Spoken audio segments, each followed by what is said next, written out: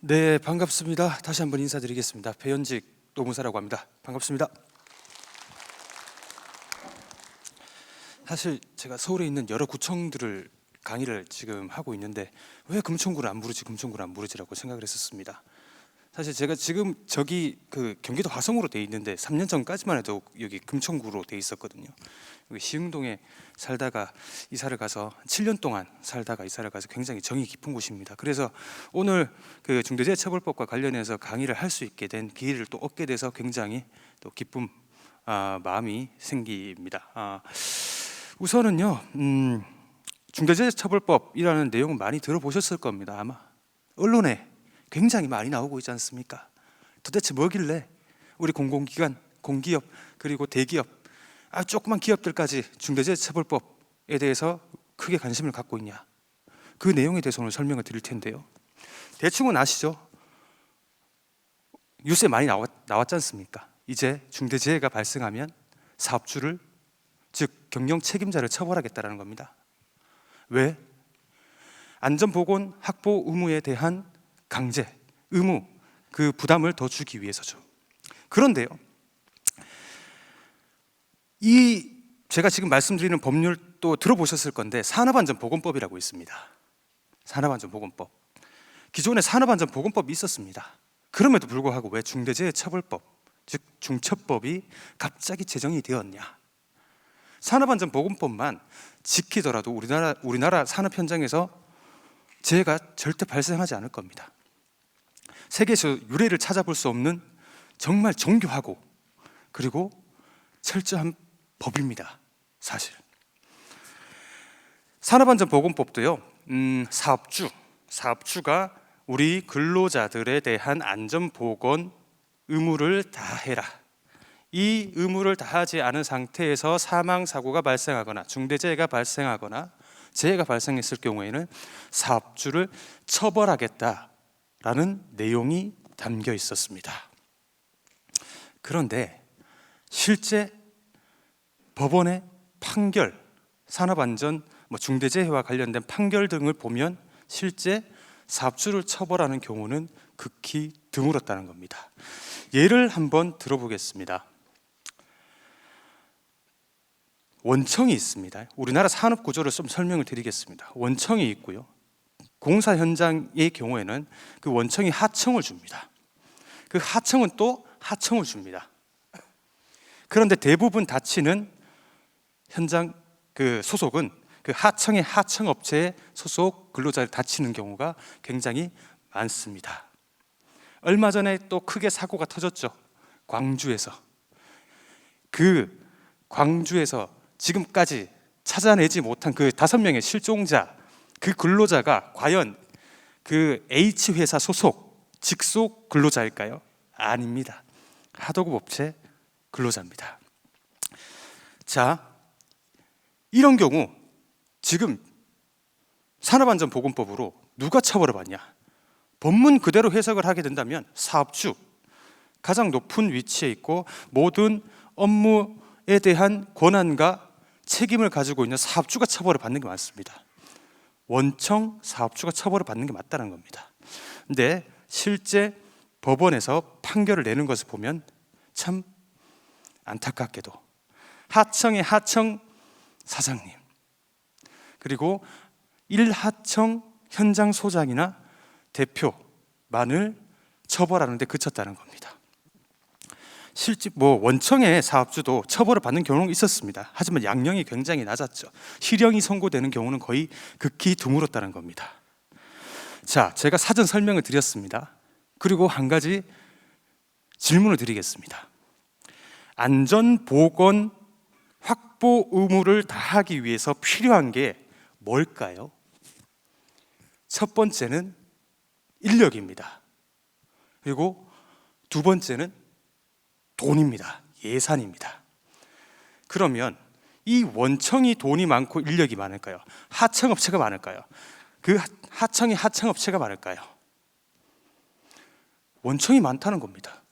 그런데 기존에 처벌은 계속 하청업체와 재하청업체에게 부과를 했기 때문에 원청은 당연히 그렇게 생각하겠죠. 우리가 여기 안전보건에 대해서 인력과 예산을 투입하지 않더라도 우리는 처벌받지 않으니까 하청업청 너희들만 다 책임지면 되는구나.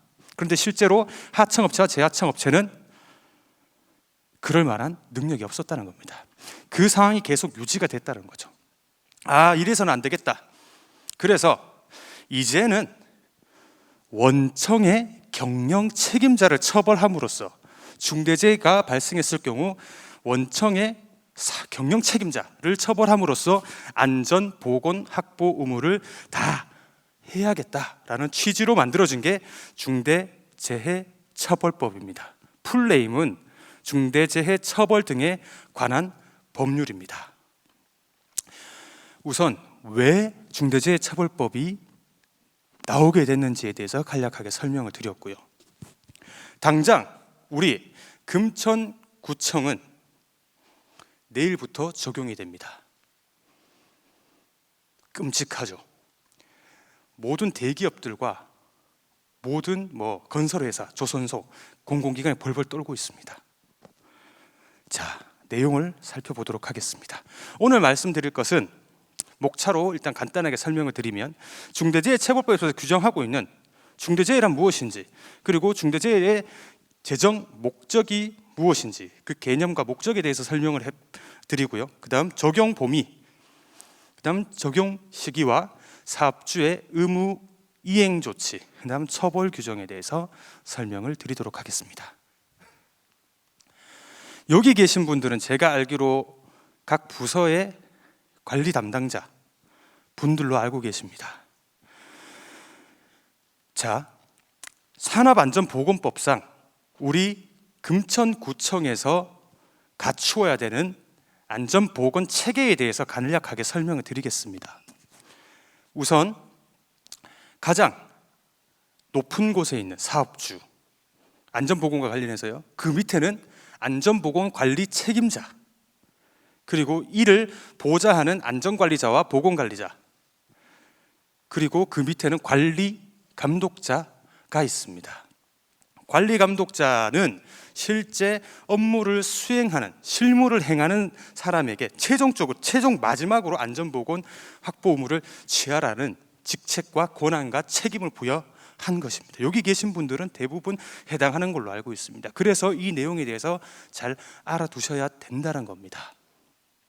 이런 체계로 지금 충분히 우리 구청은 구성이 돼 있고요. 자, 그러면 이 체계를 가지고 중대재해처벌법이 시행되지 않은 이 시점에서 우리 현 시점에서 어떤 처벌을 받게 되는지, 어떤 상황에서 어떤 처벌을 받게 되는지, 누가 처벌을 받게 되는지에 대해서 설명을 드리도록 하겠습니다. 자, 산업안전보건법입니다. 제38조 안전조치, 그 다음 제39조 보건조치를 취하지 않는 상태에서 근로자가 사망한 경우에는 7년 이하의 징역 또는 1억 원 이하의 벌금에 처하도록 하고 있습니다. 자, 안전조치, 보건조치, 이거 관리감독자 지위에 계신 분들은 꼭 알아두셔야 되는 것인데, 지금 매뉴얼이나 체크리스트가 만들어지는 과정이 있거나 아니면 만들어져 있는 상태일 겁니다. 그런데 제가 말씀드렸지만 우리 관리감독자가 실무상 안전보건 조치의 마지막 업무를 해야 되는 위치에 있기 때문에 이 내용에 대해서는 꼭 우리 부서와 우리 업무와 맞는 것은 숙지를 하고 계셔야 된다는 겁니다. 어떤 것을 보면 우리가 확인을 할 수 있냐? 모든 법 체계가 마찬가지지만 법이 있고요, 시행령이 있고요, 시행규칙이 있습니다.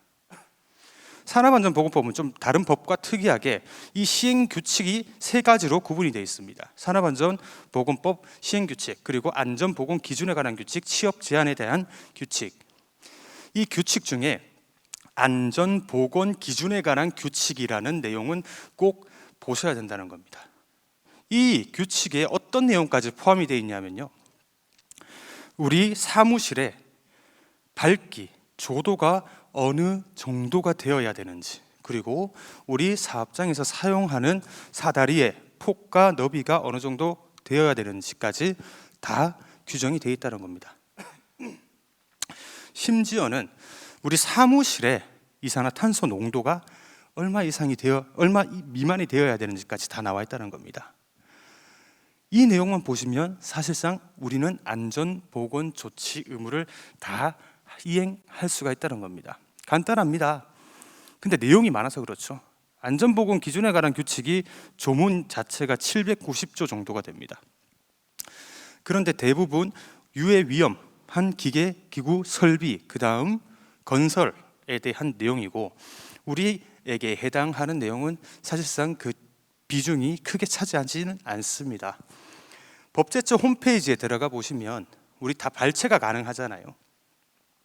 우리 사무실, 우리 업무에 해당하는 것들은 발췌를 해서 꼭 한 번씩 정독을 해 보셔야 됩니다. 나름대로 이제 안전관리 보건 체크리스트를 만들어서 각 부서 관리 감독자가 정기적으로 그것이 제대로 안전보건 조치 의무가 이행이 되고 있는지 확인을 하셔야 된다는 겁니다.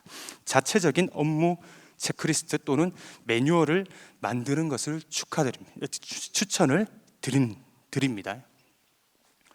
자, 그러면 이 산업안전보건법을 38조와 39조를 위반했을 시 실제 누가 처벌을 받았냐? 실제 실무를 하시는 분들이 처벌을 많이 받았습니다. 안전보건 관리 책임자와 관리감독자가요. 근데 관리감독자는 사실 안전보건 관리 책임자에 비해서 권한과 책임 정도가 적기 때문에 처벌을 받지 않았다는 겁니다. 거의 대부분 그냥 그 형량이 좀 많이 줄었다, 많이 적었다라는 것인데, 안전보건 관리 책임자, 즉 뭐 현장 소장이라든지 아니면 뭐 공장장 이런 직위를 가지고 계신 분들이 많이 처벌을 받았다는 겁니다. 그런데 산업안전보건법뿐만 아니라 또 다른 법률이 하나 더 있습니다. 처벌을 가할 수 있는 게요. 듣기만 해도 무시무시한 형법상 업무상 과실치상죄로 처벌을 추가적으로 할 수 있습니다. 자, 밑에 보십시오.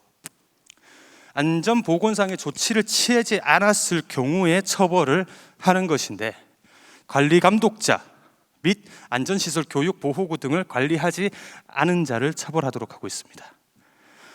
안전보호구나 안전시설은 실제 실무를 하는 우리 관리감독자가 그 권한과 책임을 가지고 있는 것이기 때문에 형법에 의해서 처벌을 받는 대상은 대부분 관리감독자였다는 겁니다.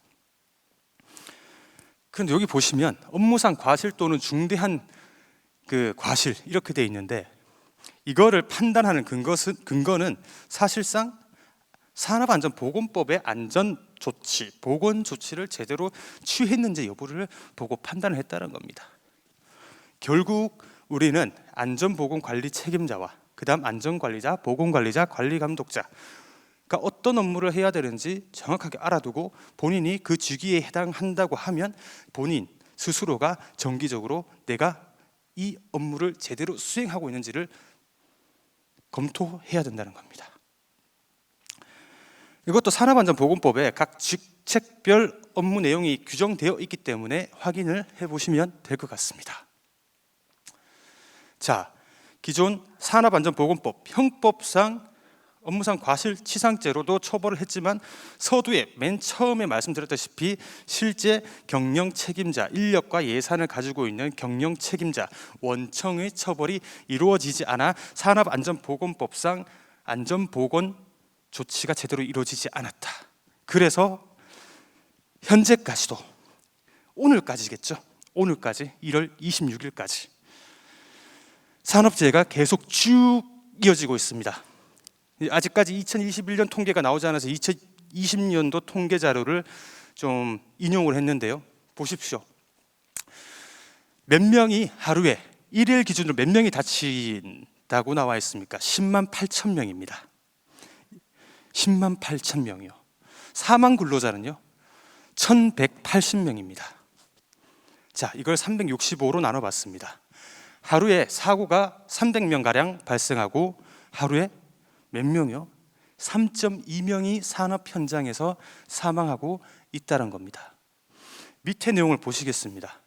사망 만인율, 사망 만인율이라는 것은 우리 근로자 10,000명당 사망하는 명수를 계산해 놓은 수치를 말하는데, 축하합시다. OECD 국가 1위입니다. 아직까지도요. 그래서 제가 아무리 사람안전보건법 강화하고 계속 개정을 해도 이런 상황이 계속 발생하는구나. 특히 대부분의 사고가 발생하는 경우 그 사업장은요, 50인 미만 근로자를 사용하는 사업장입니다. 대부분 영세한 용역, 위탁, 하도급 업체에서 많이 발생한다는 겁니다. 얼마만큼? 70% 정도 발생한다는 겁니다. 그래서 더더욱 원청, 경영 책임자, 맨 꼭대기에 있는 권한, 인력, 예산을 가진 사람을 처벌함으로써 안전보건 조치를 강화하겠다는 겁니다. 그래서 나온 게 중대재해처벌법입니다. 이 논의가 계속 이루어졌습니다. 최초로 이루어진 것이 2012년도에 산재사망처벌 강화특별법이라는 이름으로 발의가 되었지만 폐기가 되었고요. 2016년도에는 그 전년도에 어떤 일이 있었죠? 세월호 사건이 있었지 않습니까? 세월호 사건으로 그 기업의 잘못으로 수백 명의 학생들이 물속에 빠져서 사망을 했습니다. 이 기업의 잘못으로 일반 시민까지 사망에 이르게 하면 그 기업을 처벌하겠다는 취지로 중대재해기업처벌법 청원 입법이 이루어졌습니다. 4.16 연대에서요. 근데 심의도 없이 폐기가 됐습니다. 그리고 가장 최근 2020년도에 중대재해기업처벌법이라는 국민 동의 청원이 이루어졌습니다. 여러분들 많이 들어보셨을 겁니다. 김용균 씨 들어보셨죠? 땡땡 발전소에서 근무를 하시다가 컨테이너에 끼어서 사망하신 분, 그분 어머니가 대표 발의자로 이 법을 발의를 했고, 자, 국회에서 굉장히 많이 관심을 가졌습니다. 왜냐하면 김용균 씨 사건이 굉장히 이슈가 되기 때문에. 그래서 여러 정당에서 동일한 비슷한 법률을 마구마구 쏟아냈고, 결국에는 2021년 1월에 대안법률로 중대재해 처벌 등에 관한 법률이라는 이름으로 국회를 통과하게 됐습니다. 정확하게는 2021년 1월 9일에 국회를 통과하게 됐고요. 그 다음 2021년 1월 19일에 국무회의를 통과했습니다. 그리고 대통령이 공표를 하게 되면 그 공표일로부터 1년 이후에 시행을 하도록 규정을 하고 있었는데, 공표는 2021년 1월 26일 날 됐습니다. 그러면 1년이 지난 당장 내일부터 시행이 된다는 겁니다. 자, 근데 그 기업 규모별로 조금씩 차등을 뒀는데요. 당장 내일부터는 50인 이상 근로자를 사용하는 사업장에는 적용이 됩니다. 그리고 2025년부터 상시 근로자 5인 이상을 사용하는 사업장까지 적용이 됩니다. 상시 근로자 5인 미만 사업장은 적용이 되지 않습니다. 자, 여기서 상시 근로자 개념을 한번 설명을 드리겠는데, 여기 계신 분들은 다 공무원 분들이시잖아요. 지방공무원법에 적용을 받는. 지방공무원은 근로자가 맞을까요, 아닐까요? 맞습니다. 다 포함됩니다. 중처법상 상시 근로자 수에 다 포함이 된다는 겁니다. 그리고 중처법상 중대산업재해의 보호 대상이 된다는 겁니다. 앞으로 계속 쭉 설명을 드리겠습니다. 법의 목적은 그렇습니다. 사업장, 공중이용시설 및 공중교통수단을 운영하거나 인체에 해로운 원료나 제조물을 취급하면서 안전보건조치 의무를 위반하여 인명사고를 발생케 하는 사업주, 경영 책임자, 그리고 공무원과 법인을 처벌하는 것을 목적으로 한다는 겁니다. 자, 사업장, 우리 사업장에서 근로를 제공하는, 노동력을 제공하는 종사자를 보호하겠다는 것. 그다음 공중이용시설, 그리고 공중교통수단, 일반 시민까지 다 보호를 하겠다는 겁니다. 그래서 중대재해의 정의를 두 가지로 나눴습니다. 중대산업재해와 중대시민재해, 이 두 가지로 크게 구분을 하고 있습니다. 그러면 중대재해처벌법은 누구를 보호하는 것인가? 산업안전보건법과 비교를 좀 해보겠습니다. 기존 산업안전보건법은 근로기준법상 근로자를 보호했습니다. 그리고 2020년도 산업안전보건법이 전면 개정되면서 특수고용 형태 근로자들까지 보호하도록 하고 있습니다. 특수고용 형태 근로자라고 하는 것은 레미콘 기사라든지 아니면 뭐 학습지 교사, 골프장 캐디 등을 얘기를 하는 것이었고요. 그런데 이제 중처법은 그 보호 대상의 범위가 훨씬 더 넓어졌습니다. 플러스 된 게 여러 가지가 있죠. 위탁, 도급 근로자까지 보호를 해야 된다. 그리고 일반 시민까지 보호를 해야 된다는 겁니다. 그리고 위탁, 도급을 줬을 경우에 재도급, 재위탁 주는 그 근로자들까지 다 포함을 시킨다라는 겁니다. 자, 결론적으로 중대재해처벌법의 제정 목적은 법의 목적, 모든 사람, 일반 시민과 그리고 일반 근로자, 그다음 위탁 근로자 다 보호하겠다는 목적. 그다음 중대재해가 발생했을 경우 대표이사의 처벌을 하겠다, 대표이사를 처벌하겠다라는 그 내용. 그다음 우리 원청에 대한 책임을 강화하겠다라는 내용. 그리고 처벌 수준을 기존 법령보다 훨씬 더 많이 늘렸다라는 내용으로 요약할 수 있습니다.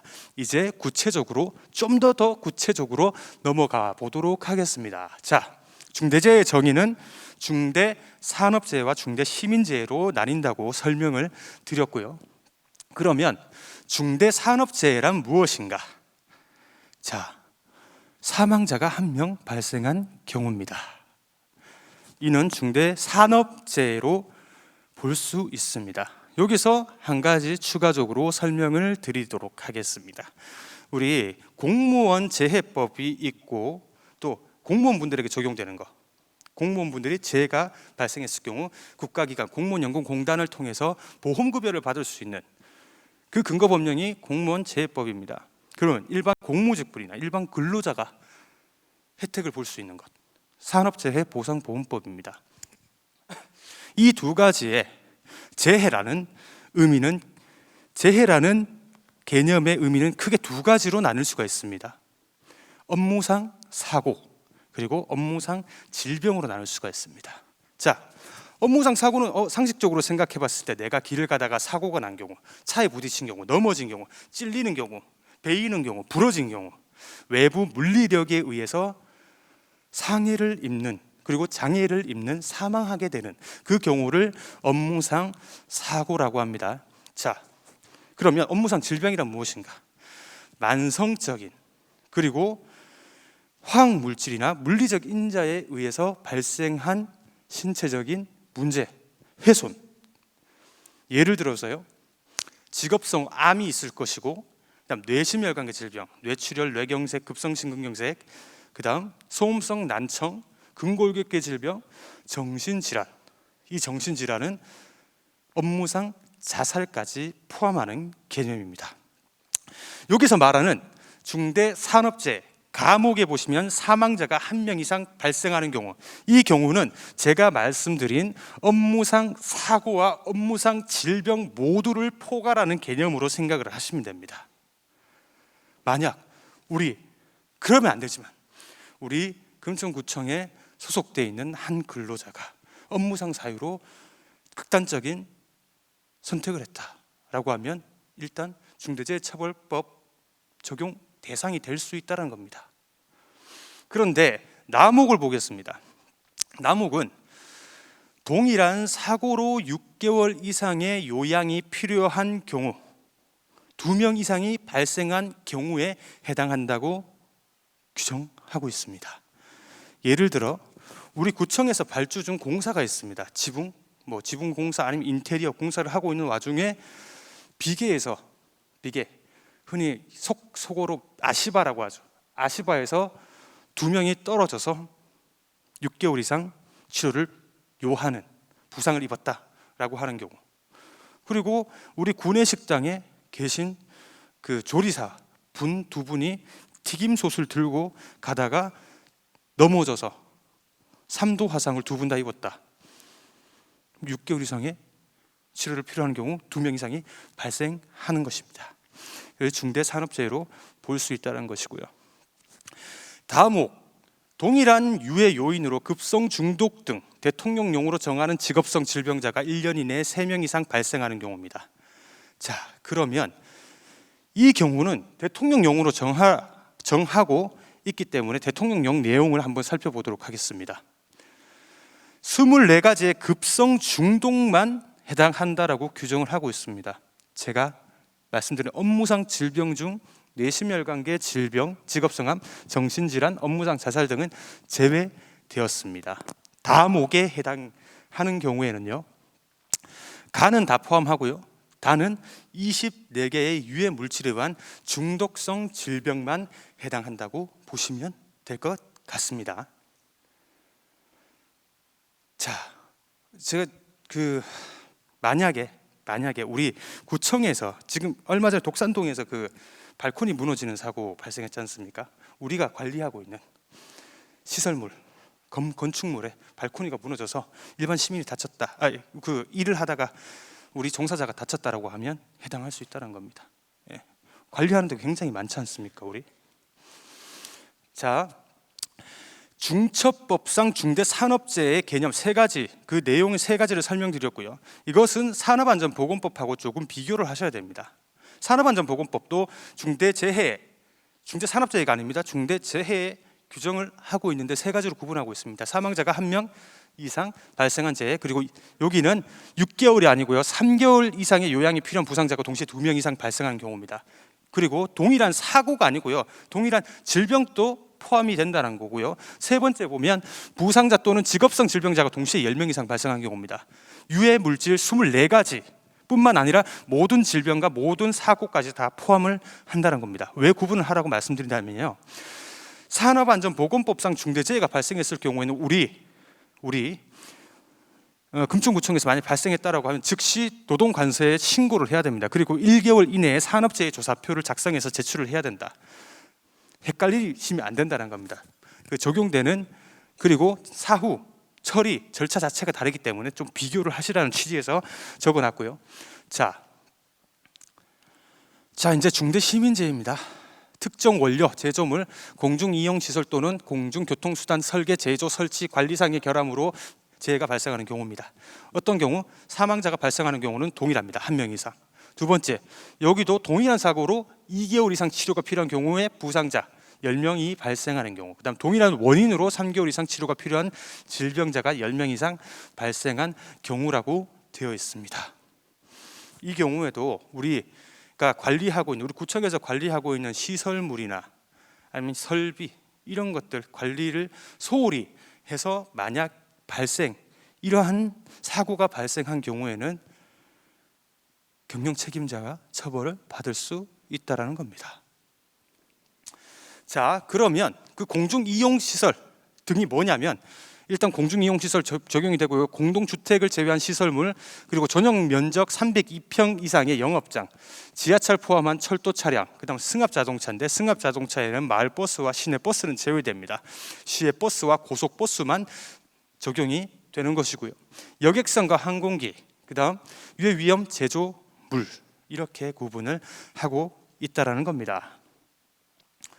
자, 그러면 중대산업재해, 사망자 1명, 6개월 이상 요양 필요한 사람 2명 등, 여기 어떤 사람이 거기에 해당해야만 중대산업재해가 되냐? 종사자라는 개념, 종사자에 해당하는 경우에는 중대재해에 해당할 수 있다는 겁니다. 자, 근로기준법상 근로자, 여기 계신 분들도 다 근기법상 근로자이기 때문에 포함이 되고, 우리 공무직분들, 그리고 우리가 하청 주는 업체, 남목을 보시면 우리가 하청을 주는 업체, 용역을 주는 업체, 그런 것까지 다 포함됩니다. 어떤 경우가 있냐면, 일부 구청에서는 그 여름에 되면 예초 작업하지 않습니까? 한 하루 이틀 정도.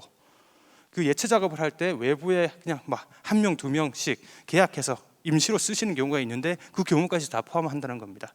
그리고 옥상에 있는 물탱크 청소하는데 하루 정도 작업을 함에도 불구하고 그 사람들까지 여기에 다 포함이 된다는 겁니다. 굉장히 관리할 범위가 넓어졌다라는 겁니다. 도로 공사할 때도 우리가 발주 주는 경우가 굉장히 많잖아요. 그런 경우도 다 포함이 됩니다. 그리고 사업이 여러 차례 도급에 따라서 행해지는 경우에도 끝에 우리가 최종 권한을 가지고 있으면 그 밑에까지 다 포함이 된다. 다 보호를 해야 된다. 우리가 보호해야 되는 종사자다라고 보시면 되고요. 그러면 가장 중요한 겁니다. 이제는 누가 처벌을 받는가? 그러면 중대재해가 발생하면 진짜 그 처벌 대상이 무조건 처벌을 받게 되는가에 대한 의문이 생기실 겁니다. 우선 중대재해처벌법상 처벌 대상은 경영 책임자 등으로 규정을 하고 있습니다. 경영 책임자 등이라는 것은 사업을 대표하고 사업을 총괄하는 권한, 책임이 있는 사람 또는 이에 준해서 안전보건과 관련된 업무를 담당하는 사람이라 되어 있습니다. 그리고 남목에 보시면 중앙행정기관장, 지자체장, 공공기관장, 공기업장까지 다 포함이 된다는 겁니다. 이 법문만, 이 규정만 봤을 때 우리 금천구청의 경영 책임자 그리고 중대재해가 발생했을 경우 처벌을 받는 주체는, 객체는 누가 될 것인지 우리 구청장님이 될 수도 있다는 겁니다. 중처법상 처벌 대상이. 자, 그러면 좀 더 구체적으로 그 경영 담당자의 개념에 대해서 살펴보도록 하겠습니다. 경영 책임자는 대내적으로 사업을 운영 총괄하고 그다음 대외적으로는 해당 사업을 대표하는 사람을 얘기합니다. 예를 들어서 기업 대표자, 단체 이사장, 기관장, 직위에 구애하는 것이고 실제로 권한을 가지고 있는 사람을 얘기를 하는 겁니다. 자, 직무와 책임, 권한, 의사결정 구조를 종합적으로 고려를 한다라고 되어 있고, 다음에 보시는 이에 준하여 안전보건 업무를 담당하는 사람. 아까 규정을 보시면요, 사업을 대표하고 사업 총괄, 권한, 책임이 있는 사람 또는 이에 준해서 안전보건 관한 업무를 담당하는 사람이라고 규정되어 있지 않습니까? 이 둘 중에 한 명만 처벌할 수도 있는 것이고 이 둘 중에 이 둘 다 처벌을 할 수 있는 것. 그래서 대부분 이제 중처법이 딱 제정이 되고 나서 대기업에서 움직인 게 이에 준해서 안전보건 업무를 담당하는 사람을 선임을 해버렸습니다. 근데 딱 그런데 노동부에서는 이렇게 해석을 하고 있습니다. 대표이사 등의 준해서 안전보건에 관한 예산과 조직과 인력 등 안전보건 체계 구축 등의 전적인 권한과 책임을 가진 사람이어야만 처벌을 받는다는 거죠. 자, 우리를 예로 들어서 보겠습니다. 우리 안전보건 업무를 담당하는 사람 뽑았습니다. 예산, 구축해서 인력 뽑아야 돼요. 최종 결재권자라 누구죠? 결국에는 구청장님입니다. 공무원 조직 특성상 어쩔 수 없다는 거죠. 모든 대기업도 마찬가지입니다. 대표이사가 모든 예산에 대한 인력에 대한 권한을 가지고 있기 때문에 결국에 이에 준해서 안전보건 업무를 담당하는 사람을 선임을 할지라도 밑에 보시면 대표이사의 권한을 위임받아 안전보건 업무를 담당하는 사람이 있다고 해도 대표이사의 책임은 결코 면책이 되는 것은 아니다라고 규정을 하고 있다는 겁니다.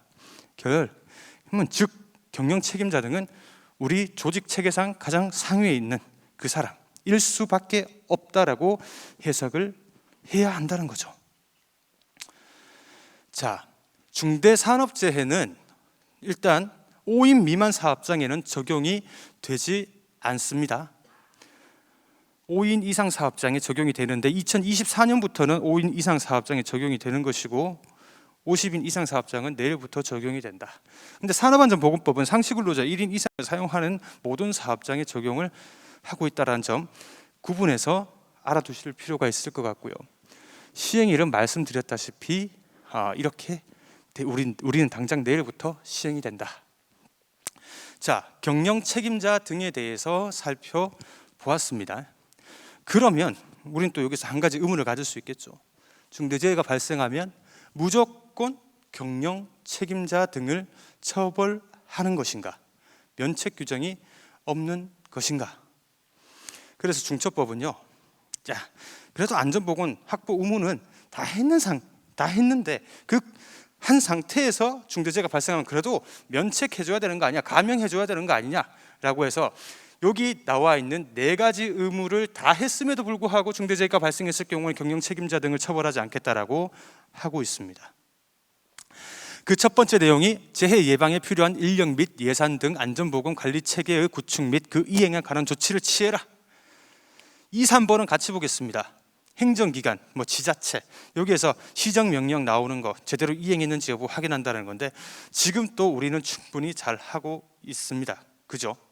국토부에서 날라오면 바로 시정 조치 하잖아요. 그래서 실무상 우리 구청은 2, 3번은 지금 하는 그대로 하시면 된다는 겁니다. 자, 네 번째 보겠습니다. 안전보건 관계 법령에 따른 의무 이행에 필요한 관리상의 조치입니다.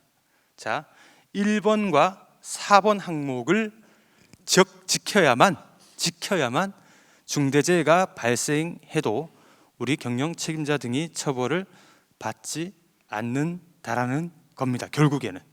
그럼 이 내용에 대해서 구체적으로 좀 살펴보도록 하겠습니다. 자, 앞으로 이제 말씀드릴 것은 여기 계신 분들이 실무상 이제 어떤 조치를 취해야 되고 어떤 업무를 해야 되는지를 말씀드리는 건데요. 어쩔 수가 없습니다. 업무가 늘어날 수밖에 없어요. 기존 업무에서 새로운 법률이 생겼으니까 업무가 부과될 수밖에 없습니다. 한 가지 당부드리고 싶은 말씀이, 제가 공기업이나 대기업이나 이런 데 가서 강의를 수십 번을 했지만 결국 와서 하시는 질문이 그러면 이 업무는 누가 해야 돼요? 내가 해야 돼요? 이 부서가 해요? 저 부서가 해야 돼요? 공통으로 다 나눠서 하셔야 된다는 겁니다. 다들 곧 그 업무를 분배해서 각 부서별 안전보건 조치 업무는 하셔야 된다는 겁니다. 뒤에 얘기가 좀 길어질 수 있으니까요, 연달아서 쭉 얘기를 말씀을 드릴 건데 지금은 46분이거든요. 한 10분간만 휴식을 취하고요, 쭉 연달아 말씀을 드리도록 하겠습니다. 10분 뒤에 뵙는 걸로 하겠습니다. 곧 이어서 또 말씀을 드리겠습니다. 우선 사업주, 그다음 경영 책임자 등을 처벌한다, 중대재해가 발생했을 때 처벌한다라고 규정하고 있다고 말씀드렸고요. 이 네 가지 조치 의무를 다 취했을 경우에는 처벌, 면피 또는 감형이 된다라고까지 설명을 드렸습니다. 2, 3번을 제외하고 1, 4번이 중요하다고 설명을 드렸고요. 그러면 1. 재해 예방에 필요한 인력 및 예산 등 안전보건 관리 체계의 구축 및 그 이행에 관한 조치의 구체적인 내용에 대해서 한번 살펴보도록 하겠습니다. 첫 번째, 사업 또는 사업장의 안전보건에 관한 목표와 경영 방침을 설정해야 한다는 겁니다. 목표하고 경영 방침 설정하라고 하는 거 되게 어렵게 생각하시는 경우가 많은데 간단합니다. 한 예를 들어 보겠습니다. 경영 방침. 공공기관인데 거기에는 이제 전기를 다루는 공공기관입니다. 거기에 경영 방침, 안전보건과 관련된 경영 방침을 보면 1. 우리 회사는 구성원들이 안전하고 건강한 환경에서 근무할 수 있게 노력한다. 2. 우리 회사는 우리 회사와 관련된 사회 구성원들이 안전할 수 있도록 노력한다. 3. 위의 사항을 준수하기에 안전보건 관계 법령을 준수한다. 이게 끝이었습니다. 안전보건 방침은 이렇게 간단하게 하면 되고, 목표는요, 만약 우리 사업장에서 과거에 재해가 발생한 경우가 있다고 하면 2021년도 재해 건수 40건, 2022년도 목표는 재해 발생 건수 전년도 대비 50% 미만, 이렇게 설정을 하면 된다는 겁니다. 근데 그 안에 방침에는 경영자의 철학과 의지가 포함되어 있어야 하고 종사자에게 효과적으로 전달될 수 있도록 게시해야 된다는 겁니다. 우리 경영 책임자, 우리 경영진만 알아서는 안 된다는 거예요. 우리 회사, 우리 구청에 인트라넷이 있다고 하면 인트라넷에 게시를 하던, 아니면 각 사업장 그 사무실에 게시를 하던 전 사원이 모두 다 알 수 있도록 해야 된다는 거고요. 세 번째, 사업장의 특성과 위해 위험 요인, 규모를 고려해서 설정을 해야 된다는 겁니다. 그리고 성과 가능, 달성 가능, 측정 가능한 것, 아까 말씀드린 재해율을 50% 미만으로 한다. 달성 가능하겠죠? 성과 측정 가능하죠? 이런 식으로 하시면 되고요. 수정이 필요할 때는 즉시 수정하고 이를 추진하는 것이 합리적이다라는 내용입니다. 경영, 방침, 그리고 목표 설정하는 것은 간단하게 해결됐습니다. 두 번째, 전담 조직을 설치해야 된다는 겁니다. 전담 조직은 500인 이상 사업장, 그리고 안전관리자, 보건관리자, 산업보건의 등 안전보건 인력, 산업안전보건법상 안전 인력이 3명 이상 배치돼야 되는 사업장, 즉 우리 사업장은 적용이 됩니다. 전담 조직을 설치해야 된다는 겁니다. 자, 그런데 크게 두 가지로 나눠져 있지 않습니까? 제가 설명드렸다시피 중대 산업재해가 있고 중대 시민재해로 나눠져 있는데, 사실 중대 산업재해에 대해서 지금 말씀을 드리는 거거든요. 그런데 일부 기관에서 전담 조직 중대 산업재해 전담 부서 따로 두고, 그다음 시민재해 부서 따로 두고 이렇게 하는 경우가 있어요. 그렇게 되면 효율성이 굉장히 떨어집니다. 어차피 같은 법령, 그리고 같은 안전보건이라는 체계 그 안에서 효과적으로 유기적으로 움직이기 위해서는 하나의 전담 조직으로 구성을 하시는 게 좋다라고 일단은 공고를 드리고요. 다만 산업안전보건법과는 다르게 이 전담 조직에는 일정 그 구성원의 일정 자격이나 요건은 정해져 있지 않습니다. 다만 안전보건과 관련된 업무는 전담해야 한다는 거예요. 다른 업무는 절대 시켜서는 안 된다라는 겁니다. 그리고 밑에 보시면 사업장이 여러 곳으로 분산된 경우는 현장별로 안전관리자 외 기관 단위의 별도 조직이 구성되어야 된다는 건데요. 우리 구청 산하의 주민센터, 행복복지센터 있잖아요. 거기도 사실은 별도로 안전보건 관리가 들어가야 된다는 겁니다. 이 안전보건 관리 자체가 어떤 개념이냐면 장소적 개념으로 보셔야 된다는 겁니다. 우리 구청이면 구청청사, 보건소, 이렇게 또 외부에 우리 소속의 근로자가 있다라고 하면, 우리 종사자가 있다라고 하면 거기는 별도로 안전보건 관리 체계, 그다음 관리를 해야 된다는 거죠. 장소적 개념으로 생각을 하셔야 된다는 겁니다. 근데 우리는 구청, 여기 청 자체에만 전담 조직을 구성을 하면 일단 법적으로 문제는 없다는 겁니다. 세 번째가 위의 위험 요인을 확인하기 위해 개선 절차를 마련하고 분기별 1회 이상 점검을 하라라고 하고 있습니다. 위험성 평가를 받아라라는 건데, 상시 근로자 1인 이상을 사용하는 사업장에는 의무적으로 산업안전보건법상 위험성 평가를 받아야 됩니다. 우리는 당연히 받았겠죠. 근데 다만 일부 제대로 법 자체를 잘못 해석을 하고 계신 경우가 있는데, 이것도 장소적 개념으로 봐야 됩니다. 장소적 개념이요. 주민센터가 있으면 거기 별도로 또 받아야 됩니다. 각 동별로. 이거 장소적 개념이기 때문에. 그리고 이 이행에 관한 것을 분기별로가 아니고요, 반기별로 1회 이상 점검을 받아라는 겁니다. 위험성 평가는요, 사전 조사, 그다음 위험성 파악, 그다음 위험성 추정을 해야 되는데, 위험성 추정이라는 것은 이 위의 위험 요소로 인해서 사고가 발생했다, 사망에 이를 수 있냐, 6개월 이상의 요양이 필요하냐, 그러면 중대성을 되게 높게 봅니다. 아니면 6개월 이하 그냥 경미한 사고 정도로 끝난다고 하면 중대성을 중간 정도로 보고요, 그냥 아차 사고로 끝난다고 하면 중대성을 약하게 봅니다. 그리고 빈도가 어느 정도 발생할 수 있는지, 사고 빈도가 어느 정도 되는지, 이 요인으로 인해서 그걸 곱해서 위험성을 추정을 합니다. 그리고 감소 대책을 수립하고 그다음 위험성 평가 내용을 기록해야 됩니다. 여기 수립하고 이행까지 무조건 해야 됩니다. 이 이행에 관해서 반기별로 1회 이상 점검을 해야 된다는 겁니다. 우리 자체적으로도 할 수 있지만 사실 우리는 계속 똑같은 것만 보고 똑같은 것만 경험하기 때문에 사실 우리 눈에 보이지 않는 위험 요소들이 있습니다. 그래서 특별히 시행령에서는 외부 전문 기관을 통해서 이 반기별 평가를 받을 수 있도록 하고 있습니다. 그렇게 하셔야 사실 우리 구청이라는 특성, 국가기관이라는 특성상, 지자체라는 특성상 노동부에서 봤을 때 외부 전문기관을 통해서 이거 진단을 받았구나, 이행 평가를 받았구나라고 하면 오히려 더 가점 요소가 될 수 있다는 겁니다.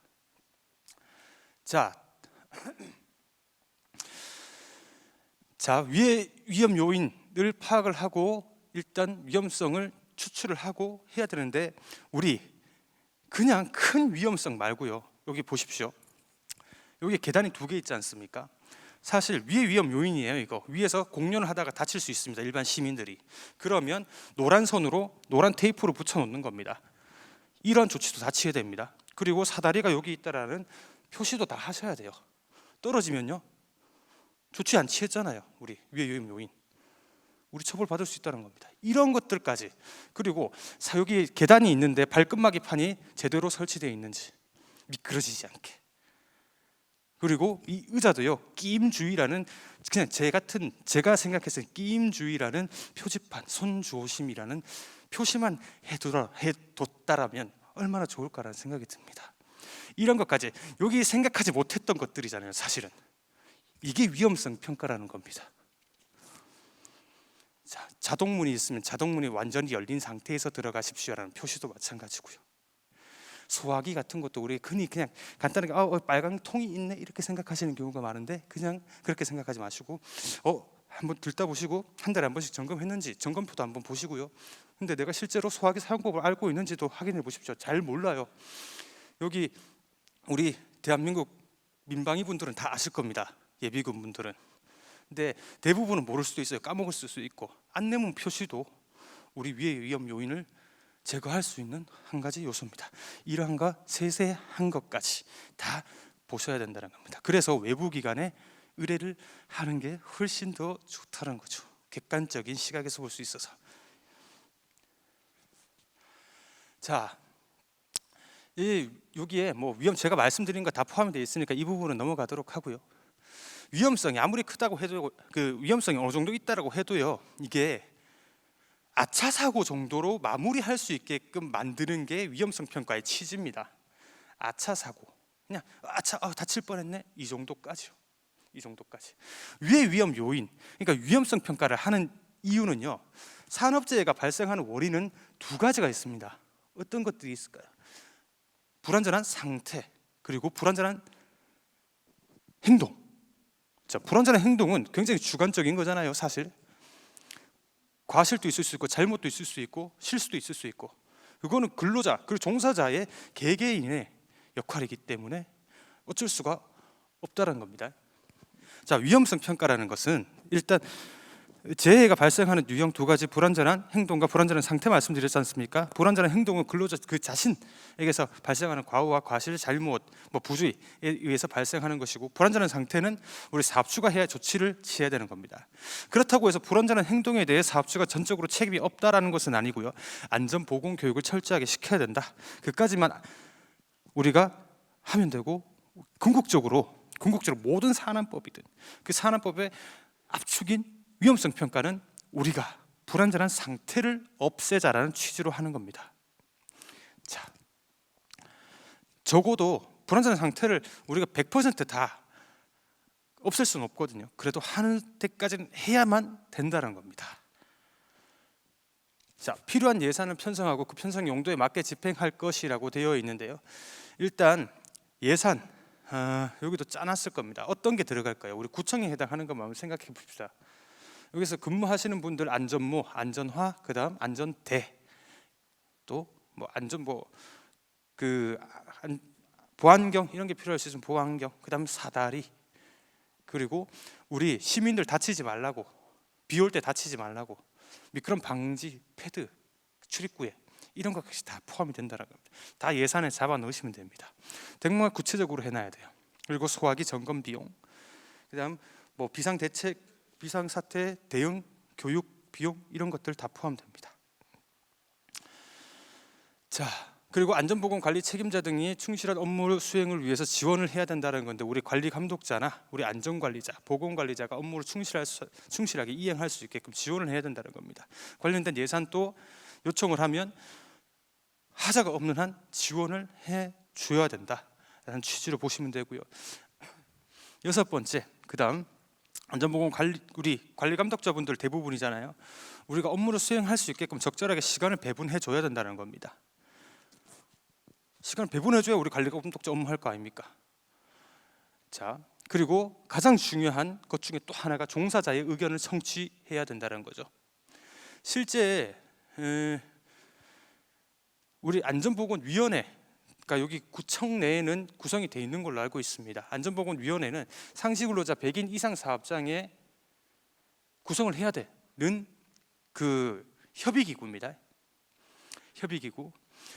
분기별로 회의를 해야 되고요. 분기별로 회의를 통해서 여기 우리 사업장에 안전보건과 관련된 문제가 발생했으면 제안을 할 수 있고, 거기 제안한 것에 대한 이행 대책과 그다음 이행 결과에 대해서 논의할 수 있는 기구를 얘기를 합니다.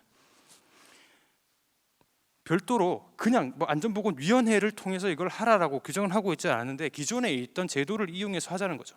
그리고 또 중요한 게 노사협의체라는 겁니다. 노사협의체라는 것은 우리가 용역을 주지 않습니까?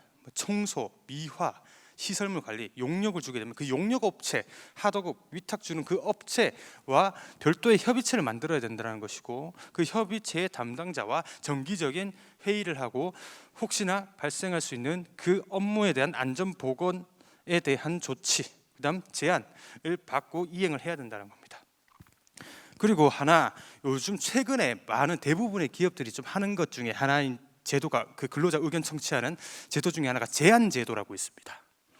제한 제도라는 것은 우리 일반 종사자들도 마찬가지예요. 다 포함돼 제한을 할 수 있는 대상이 됩니다. 우리 사업장에 문제가 있다라고 하면 제한을 합니다. 이행이 됐어요. 실제로 제휴율이 떨어졌어요. 거기에. 그럼 포상을 해주는 제도를 얘기합니다. 이 제한 제도.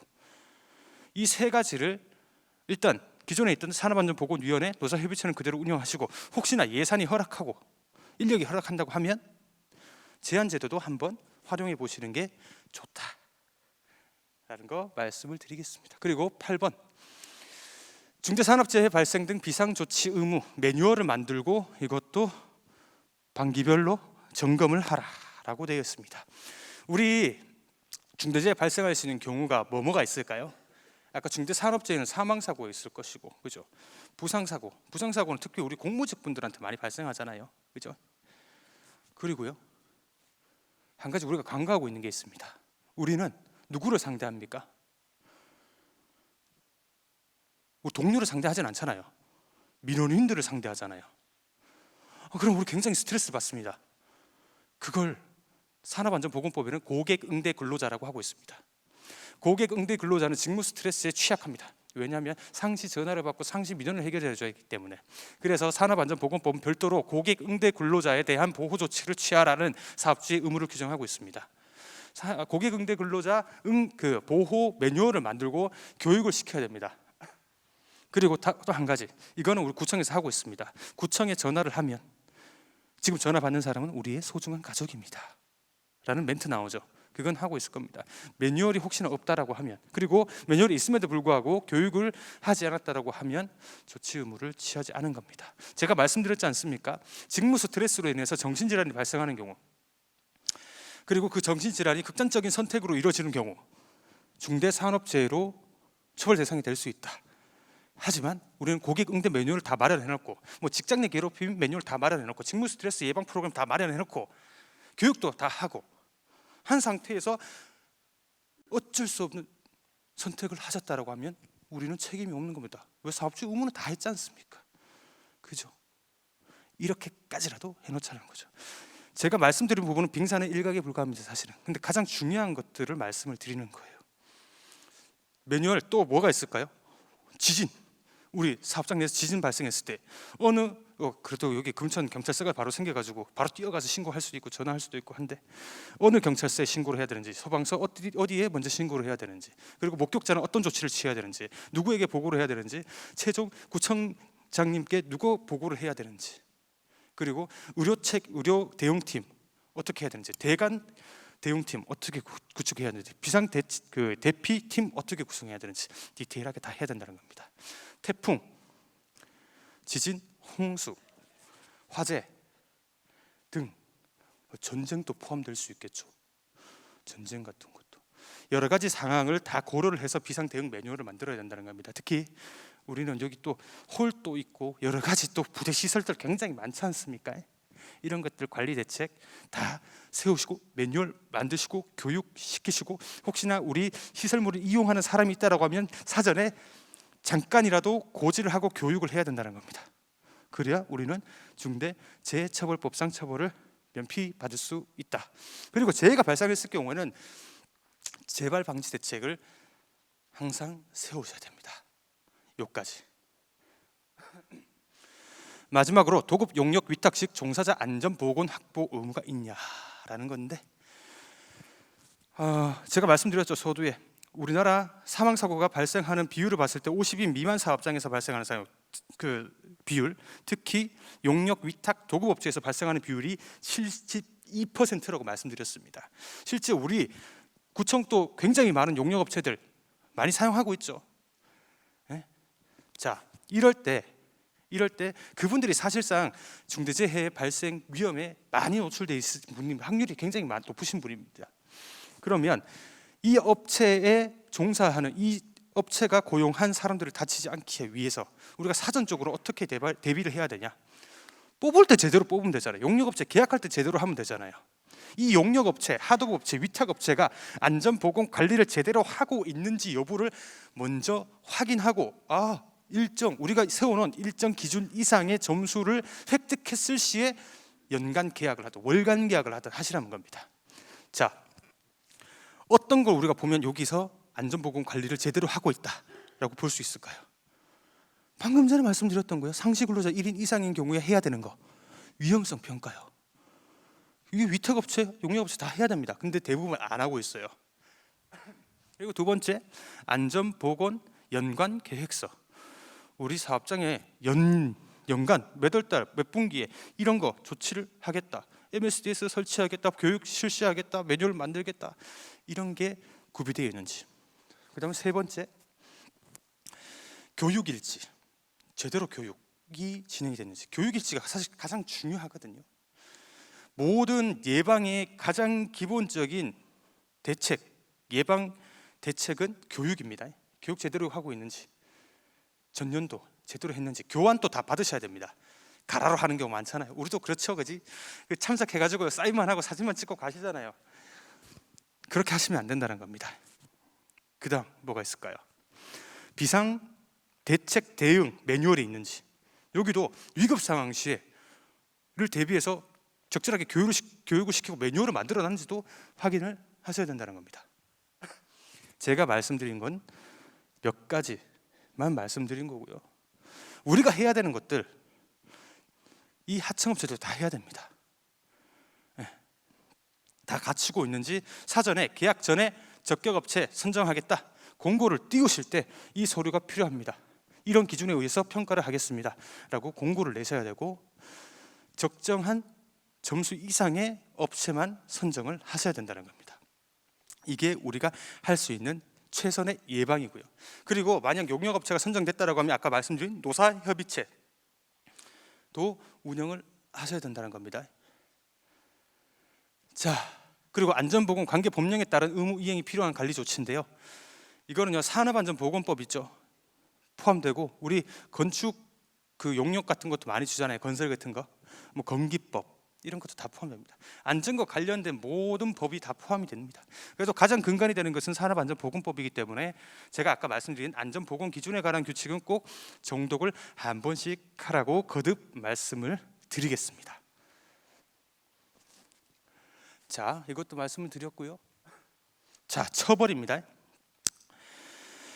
처벌 수위가 굉장히 강해졌다. 그리고 이 중처법의 제정 목적 자체가 대표이사를 처벌하겠다라는 것이었는데, 자, 산업안전보건법은 아까 뭐라고 말씀드렸죠? 38조와 39조 안전보건 조치 의무를 취하지 않았을 때 사업주는 7년 이하의 징역 또는 1억 원 이하의 벌금에 처한다라고 말씀을 드렸습니다.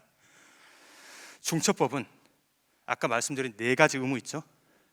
그거를 이행하지 않은 상태에서 사고가 발생했을 때 경영 책임자 등을 처벌하는 데 있어 1년 이상입니다. 이제 이상 한선을 정해놨다는 거예요. 조치 의무를 취하지 않은 상태에서 사망사고가 발생하면 청장님 아니시죠? 구청장님? 청장님이 1년 이상 징역 가신다는 겁니다. 그리고요, 10억 원 이하의 벌금입니다. 이 징역과 벌금은 동시에 취해질 수 있습니다. 이거는 경영 책임자에게 처해지는 거고, 자, 사망사고 이외의 중대산업재해, 중대산업사고 재해와 중대시민재해 말씀드렸죠. 이 외에는 산업법과 동일하게 7억 원 이하의 징역 또는 1년 이하의 벌금입니다. 자, 재범 시의 가중처벌도 됩니다. 5년 이내에 재발 시 50% 가중처벌이 된다는 거죠. 작년에 피 회사에서 15명이 죽었습니다. 대표이사는 교체되지 않았었어요. 그분이 징역 1년을 받았다라고 하면 등비 수율 다들 아시죠? 등비 수율로 해서 1.5배, 1.5배, 1.5배, 1.5배, 10년, 20년, 30년까지 갈 수 있다는 겁니다. 자, 여기서 끝나면 좋겠죠, 처벌이. 무시무시한 법인 이유가 또 뒤에 숨어져 있습니다. 앞전에 말씀드렸던 것은 사업주, 경영 책임자를 처벌하는 것이고요. 경영 책임자를 처벌하는 데 그치지 않고 이제 누구요? 법인을 처벌하겠다는 겁니다. 50억, 사망일 때의 경우에 50억 이하의 벌금, 그리고요 이 외에 중대산업재해, 그다음 중대시민재해일 경우에 10억 원 이하의 벌금. 자, 사람과 법인 둘 다 처벌하겠다는 건데 여기서 끝나면 좋겠죠. 하지만 한 가지 더 있습니다. 징벌적 손해배상 제도가 도입이 됐습니다. 중대재해로 인해서 발생한 손해액의 5배 이내 범위 내에서 배상하도록 하고 있다는 겁니다. 30대 중반에 종사자가 사망을 했다. 월급이 한 300, 400 정도 된다라고 가정을 했을 때요. 지금 중앙지법에서 노동 가능 연령을 65세까지 정해놓고 있습니다. 65세까지 일할 수 있다라고 가정을 했을 때 일실수익과 위자료와 소극적 손해를 다 합쳤을 때는 10억 원에서 20억 정도가 됩니다. 그 범위의 5배, 그 금액의 5배, 50억에서 100억 범위 내에서 손해배상을 할 수 있도록 한다는 겁니다. 즉 이제 그 4가지 의무를 지키지 않는 상태에서 중대재해가 발생하면 사업주 징역가죠, 법인 벌금 맞죠, 그다음 손해배상 처벌당하죠. 3가지의 처벌. 자, 그러면 경영 책임자 법인 이 처벌을 받고 손해배상까지 해주니까 우리 관리감독자, 안전보건관리 책임자 책임은 면책되냐? 아닙니다. 산업안전보건법은 쭉 시행이 되고 있습니다. 그리고 형법도 쭉 시행이 되고 있다는 거죠. 이제는 단 한 사람의 선택과 의지로만 안전보건 확보 의무를 해서는 안 된다는 겁니다. 전 구성원들이 모두 다 합심해서 안전보건 관리 확보 의무를 이행해야 된다는 거예요. 그래서 말씀드리지 않습니까? 이게 내 책임이니, 이게 내 업무니, 그렇게 하지 마시라고요. 이제는 우리 안전보건과 함께 같이 묶여있는 공동체입니다. 자, 비교 이렇게 나와 있고요. 산안법과 비교를 좀 해놨습니다. 한번 살펴보시면 될 것 같고요. 그리고 중대재해 발생을 마지막으로요. 우리 구청이 만약에 중대재해가 발생했다, 4가지 의무 이행 안 하고 그러면 노동부 홈페이지에 딱 게시가 됩니다. 중대재해 발생 사업장이라고. 자, 여기 보시면 예를 들었습니다. 제가 안동 출신이라서요. 안동구청이라고 해놨는데 안동에는 구가 없습니다. 동밖에 없어요. 그래도 도청이 있습니다. 안동에는 자부심을 느끼고 있습니다. 자, 안동구청에서 82억짜리 천장건설, 우리 구청에서 관리하고 천장건설 용역을 줬습니다. 도급을 줬어요. 82억짜리. 그리고 경북건설에 하청 20억을 줬습니다. 지붕 개량 공사주. 근데 A씨가 지붕에서 4m 바닥으로 추락해서 사망했습니다. 근데 제 원인을 살펴보니까요, 2m 이상 높이에는 작업 발판 설치해야 되고 작업 지휘자, 그다음 방지막 설치를 해야 되는데 이 설치를 다 안 했어요. 이때 이제 내일 당장 이 사건이 발생했다. 28일이니까 2월 28일이니까요. 누가 처벌받을까요? 사망했지 않습니까? 법인 50억 이하. 그다음 경영 책임자 징역 1년 이상. 그다음 안전보건관리 책임자 산안법상. 그다음 안전보건관리자 산안법. 그리고 관리감독자도 산안법 혹은 형법으로 처벌을 받는다는 겁니다. 기존에는 요까지 안전보건관리 책임, 실제로 안전보건관리 책임자까지 처벌했는데 이제 처벌 범위가 넓어졌다는 겁니다. 자, 2번째, 또 안동구청입니다. K푸드에 요즘은 조리 같은 경우는 직고용을 하시는 경우가 있는데 이제 아직까지는 용역을 주시는 다른 지자체도 있더라고요. 그래서 한번 넣어봤습니다. 식사 준비하다가 25kg짜리 튀김솥 엎어버렸습니다. 화상 입었어요. 6개월 이상. 2명. 중대 재해죠. 자, 처벌 아까 말씀드린 대로 이 종사자들은 다 받을 수 있다는, 무조건 다 받는다는 건 아니고요. 가능성이 있다라는 거 말씀드리는 거예요. 자, 그러면요.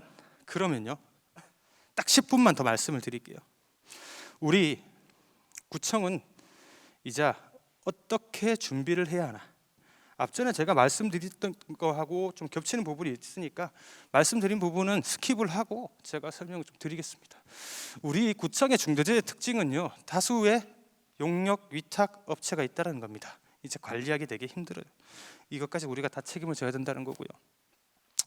그리고 구청 단위, 그리고 각 산하기관, 지역적으로 떨어져 있는 산하기관하고의 어떠한 안전보건 체계를 구성할 것인지가 사실 문제입니다. 소통, 아까 구청장님도 말씀하셨잖아요. 소통하시라고. 진짜 소통이 이제 가장 중요한 겁니다. 그리고 산하기관에 사실 인원이 몇 명 없는데도 굉장히 많잖아요. 수십 명, 20명 이 정도 되는 그런 조직도 굉장히 많은데 거기에도 안전보건 담당자라는 명목의 직책을 하나 만들어서 관리를 하셔야 된다는 거. 관리감독자를 선임을 하시든 독자적으로 관리를 할 수 있는 체계를 구축해놔야 된다는 거고요. 그리고 보건소, 체육관, 주민센터 등 시설 이용 중 시민재해 예방할 수 있는 거. 그리고 공사 발주를 줬을 때 사고가 나는 거. 그것까지 다 신경을 써야 굉장히 이제 많이 신경을 써야 된다는 겁니다. 자, 중대재해처벌법이 우리 구청에 미칠 영향은요. 일단 경영 책임자인 구청장님하고 우리 그 안전보건관리 책임자 그 밑에 있으신 관리 담당자 권한 가지고 있으신 분들 처벌이 가능하다라는 것이고, 그리고요 사실 노동부 국가기관이 가장 만만한 게 지자체잖아요. 중처법 시행되면 누구 먼저 털겠어요? 사실은 감독 나오겠어요? 제가 지금 자문하고 있는 지자체 하나 당장 오늘 오후 2시에 점검이 나왔거든요. 우리가 타켓이 될 수 있다는 겁니다. 그래서 준비를 좀 많이 해두셔야 되는 거고요. 그리고 중대재해 발생 시에 우리 원청이 잘못이냐, 하청이 잘못이냐, 그 잘못의 시시비비에 대한 법률적인 분쟁이 또 커질 수 있다는 거고요. 그리고 가장 중요한 게 이거지 않습니까? 공무원의 특성상 형사처벌 시 징계, 그죠? 그래서 우리는 우리 나름대로의 최선을 다하자는 겁니다. 특히 제가 말씀드렸던 체크리스트 있죠. 각 직책별로 체크리스트는 항상 하시고 상위 안전보건관리 체계 직책을 가지고 계신 분한테 항상 보고를 하셔야 된다는 겁니다. 서류를 항상 보관을 하고 보고를 하시라. 그리고 중대재해 발생 시 국가기관, 우리가 지자체의 특성상 사실 형사처벌을 받게 되면 당연히 민사소송 대상이 되잖아요. 근데 민사소송 대상이 되면 우리 추경을 해야 되잖아요. 사실은 손해배상을 해주려면 추경을 하는 과정에서 또 문제가 발생할 수 있다는 점도 우리 구청, 지자체의 중대재해처벌법에 미칠 영향이다. 구청의 현황을 일단 먼저 파악을 하시면 체계 구축을 하셔야 돼요. 정확하게. 지금 제가 미리 와서 그 체계표를 좀 보여달라고 말씀을 드렸는데 어느 정도는 잡혀 있는 것 같습니다만, 이제 산하기관 지역적으로 떨어져 있는 곳에 별도의 체계를 어떻게 구성할 것인지는 더 고민을 하셔야 됩니다. 이거는 특성을 고려해서 해야 되는 것이기 때문에 혹시나 문제가 생기면 로펌에 의뢰를 하셔도 되고 아니면 안전전문진단기관에다 의뢰를 하셔도 되고 어떻게 체계를 잡아야 되는지 자문 정도는 구하실 수 있다는 겁니다. 이게 법원에서 무조건 이렇게 저렇게 해라라고 하는 건 없습니다. 우리 자체적으로 안전보건 관리를 효과적으로 효율적으로 유기적으로 할 수 있는 구조를 만들면 된다는 겁니다. 자, 용역업체 관리를 꼭 잘 하시고요. 그리고요 인사고과 평가체계 꼭 이거 마련하도록 하고 있거든요. 특히 우리 안전관리자나 보건관리자 같은 경우, 그다음 관리감독자는 그 체계 안에 산업법상에 포함되어 있는 그 직책이기 때문에 이분들의 안전보건 업무에 대한 평가를 어떻게 할 것인가에 대한 고민을 많이 하실 겁니다. 그런데 새로운 직무가 생겨서 우리 인사평가에 불이익이 있으면 사실상 내가 하기 싫잖아요. 힘도 안 나고. 그래서 보통 저희가 컨설팅을 할 때는 그렇게 합니다. 산업안전보건법상에 나와 있는 그 직책의 업무를 제대로 하는지만 좀 체크를 하라고. 그래서 제가 아까 체크리스트 계속 말씀을 드렸잖아요. 체크리스트. 그 체크리스트에 대해서 본인이 확인하고 지도 점검을 했는지 여부를 확인하고 제대로 했다라고 하면 인사평가에 크게 불만이 없게 평점을 주어야 된다는 겁니다. 사실은 업무가 부과된 것이기 때문에. 자, 넘어가고요. 이것도 말씀을 드렸고요. 화재 폭발, 추락, 낙하, 기계 전도 위험. 사실 가장 큰 문제는요. 우리 중대 시민재해 중에 그리고 중대 산업재해 중에 사실 우리 구청 내에서 발생할 경우는 별로 없어요.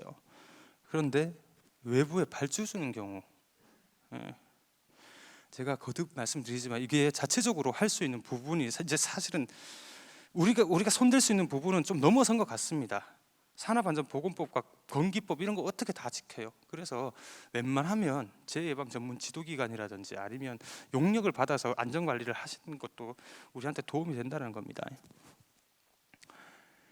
그리고 이 모든 것들에 대해서 위험 조치 있죠. 위험 유형을 구분을 하셔가지고 매뉴얼을 항상 만들어 놓으시고, 작업 전에 우리 항상 작업 전에 공무직 담당하시는 분들도 계시잖아요. 정기적으로 교육을 하시고요. 교육 자료 보내주시고요. 반장님들, 공무직 반장님들 이 교육했는지 교육 확인서도 꼭 받으셔야 됩니다. 전달했는지 또 확인서를 받으셔야 돼요. 이제 서류 싸움이 될 겁니다. 서류가 이만큼 많아질 거예요. 결국에 노동부에서 중대재해가 발생했을 경우 우리 사업장에 와서 보는 것은 서류입니다. 근로자들, 종사자들 일일이 다 인터뷰를 할 수는 없어요. 여건상 우리는 서류를 완벽하게 꾸며놓고 실제로 그 서류를 뒷받침할 만한 사실관계가 정말 실질적으로 이루어졌는지 여부도 확인을 하셔야 된다는 겁니다. 그리고 말씀드린 과로, 스트레스, 그다음 정신질환, 특히 정신질환에 대해서는 적절하게 대비를 하셔야 된다는 겁니다. 우리 공무원분 중에서 한 분이 돌아가셔도, 정신질환으로 돌아가셔도 조사 대상이 될 수 있다는 겁니다. 이제 자, 다 됐고요. 그리고 항상 그 안전보건 개선 계획을 세우라고 말씀드렸죠. 그리고 반기별 평가를 하라고 말씀드렸고, 계획을 세우실 때는 전년도에 그 실적을 가지고 또 차후년도에 계획을 세워야 됩니다. 그 중에서 가장 계획을 세울 때 가장 큰 그 요소가 되는 것은 재해 발생률입니다. 그래서 최근 3년간 우리 구청 내에 재해가 어떻게 발생했는지, 비율이 어떻게 되는지에 대해서, 건수에 대해서 확실하게 좀 알아두실 필요가 있다는 겁니다. 근데 최근에 우리 3년치 기록을 보면요, 3년 동안 총 47건의 재해가 발생을 했습니다. 총계만 봤을 때는요, 19년도에는 11번, 20년도 24건, 21년도에는 12건 이렇게 발생을 했다는 겁니다. 대부분이 넘어짐, 미끄러짐의 사고가 굉장히 많다는 겁니다. 우리 사업장에서 발생할 전도 사고가 가장 크다는 거죠, 사실은. 자, 이 재해 발생 건수를 획기적으로 줄일 수 있는 역할을 이제 여기 계신 분들이 하셔야 된다는 겁니다. 안 보이는 것도 계속 보려고 노력을 하셔야 되는 거고요. 자, 조직 설계는 이미 우리가 지금 충분히 하고 있기 때문에 이 부분 넘어가도록 하고요. 이 부분 또 말씀드린 거고요. 자, 여기 보시면 마지막으로 말씀드릴 것이 여기에 나와 있는 인력 관리, 개선 조치, 안전보건 조치, 계획, 모델, 뒤에 나와 있는 교육, 그다음 안전보건 활동 참여, 그다음 중대재해 발생 시 법률 대응 방안, 그다음 업무별 체크리스트, 그다음 이외에 관련된 서식은 다 보관을 해두셔야 됩니다. 어찌됐든 우리가 서식은 만들 수가 있어요. 그리고 산업안전보건법 시행규칙 별지 보시면 굉장히 많은 서식들이 있습니다. 그 서식들을 활용하시면 되고요. 그래도 서식이 없다, 근데 이 내용도 모르겠다, 이게 우리 사업장에 맞는지 모르겠다라고 하시면 안전보건공단 홈페이지에 들어가면 굉장히 많은 자료들이 축적되어 있습니다. 우리가 생각하지 못했던 것들, 자료들이 많이 있습니다. 그 자료들도 적절히 활용하시기 바라겠습니다. 일단 시행이 되잖아요. 내일부터 어쩔 수 없습니다. 법을 폐기할 수는 없잖아요. 그냥 맞이해야 됩니다. 얼마나 유연하고 얼마나 적절하게 대응하는지에 따라서 우리의 책임이 달라집니다. 그리고 우리의 결과가 좀 달라지는 겁니다. 제가 말씀드린 부분만 지키신다고 하면 사실 어느 정도 방어는 될 수 있을 거라 생각이 듭니다. 오늘 귀한 시간 내주셔서 감사하고요. 앞으로 계속 공부를 하십시오. 공부하시고 우리 구청에는 특히 제가 애착을 가지고 있는 서울에서 첫 발을 디뎠던 이 서울 금천구에서는 중대재해가 발생하지 않겠다, 제가 매일 기도를 드리겠습니다. 오늘 강의 들어주셔서 감사합니다.